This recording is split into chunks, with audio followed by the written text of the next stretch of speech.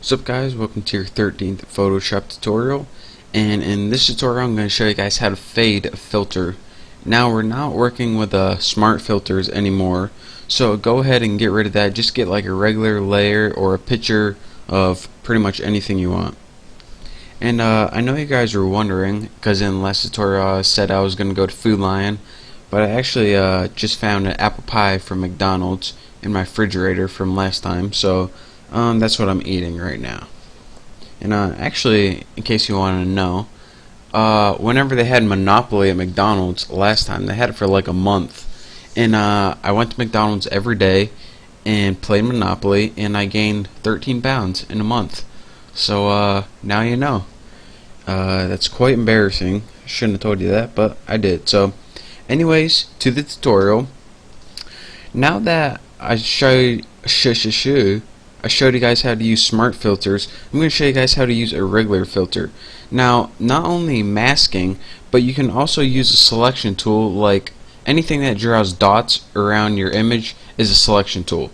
So go ahead, and I'm going to grab my ellipse tool and draw a selection around here. And now, once you have your selection, you can apply a filter to the selected area. So go ahead and press something like what filter you want to use. Filter, stylize. Let's use sketch chrome. That's a good one. So looks good. And now we have a filter applied to the cow's head. But sometimes you don't want the full intensity of the filter, and you want to be able to adjust the opacity of it. So in order to do this, while the filter is still selected, go ahead and press Edit, Fade Chrome, or it's not going to say Fade Chrome for everything. It depends on what filter you're using. It might even say Fade, but put Fade something, and that's the fade your whatever filter you're using. So now you can go ahead and lower the opacity, and that is how you lower opacities of filters. And another thing you can do is select the mode. I know we didn't go over modes, but these pretty much just give you a new kind of cool effects, the modes. But anytime you want to work with a filter, that's how you do it. You put Edit from up here, and then you put Fade, and that's how you do it. So I'm going to go ahead and cancel this since I don't want it. And I'm going to go ahead and get rid of that too by pressing Ctrl-Alt-Z. And now we're back to our regular image. So another thing I want to teach you guys in this tutorial is how to work with contrast and how to focus an image. So there's a new filter for this, and I'm not going to select anything, and when I don't select anything, it applies it to the whole layer. So make sure you got your layer selected and press Filter, then you want to press Sharpen, and then you want to press Unsharp Mask. This is the best filter to sharpen your image. So turn these all to 0, and I'm going to go through them one by one with you. Adjust my microphone right now. And pretty much how this works is by sharpening it. How it works is it increases the contrast between neighboring pixels. So for example, this green right here and this brown, it will increase the contrast between that, and therefore it'll give the appearance of sharpening your image. So it pretty much is like if you had a camera that was blurry and you turned the camera lens until it came in the focus sharper. That's what this effect is doing right now, except instead of turning the lens, we're doing it on a computer. So let me go through what these things mean right now. You have three settings right here: amount, radius, and threshold. The amount is pretty much how much you want to sharpen. So as you slide this higher, it's going to produce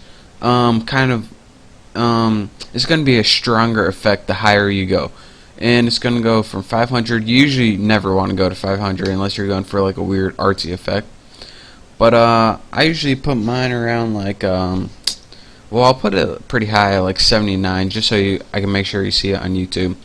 So again, amount is pretty much the strength.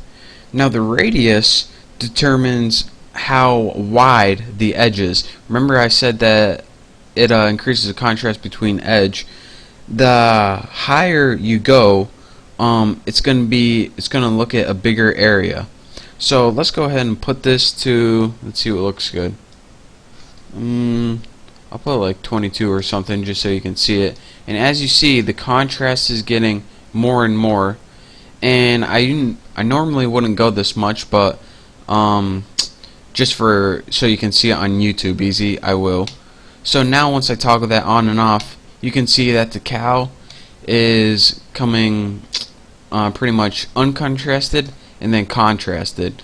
So whatever pixels are near each other, they contrast and pretty much just makes it pop out. Now when you're doing this for real, don't put your amounts as high as this is. You're probably going to want to put it like, yeah, something around like that right there to sharpen your image. But for YouTube purpose, let's blow this baby up so you can really see it pop. Oh yeah, that's what I'm talking about. And this last one, threshold, right here, you didn't think I'd get to it, did you? This pretty much is the value that it needs to be between pixels in order to sharpen. So for example, when you have it as 0, there needs to be a little difference so it sharpens a lot. When you have all the way up to 255, then it's not even going to notice the difference, so it's not going to sharpen at all. So I always leave this to 0 and just adjust the amount and radius. So remember the rules. Adjust the amount and radius by like guess and check, pretty much. Just move your sliders and never move the threshold unless you know you absolutely need to, but you usually never want to move the threshold. So again, once I blow these up and I toggle on my preview on and off, that is how you can bring a blurry image into focus. And again, normally you wouldn't want to do it this much, but just so I can make sure you see on YouTube, that's what's going on. So thank you for watching my tutorial on focus and contrast and also filters. And in the next tutorial, I'm going to be showing you other cool stuff that you can do with probably a sharpening and stuff. So thank you for watching. I'm going to enjoy my apple pies, and I will see you next tutorial.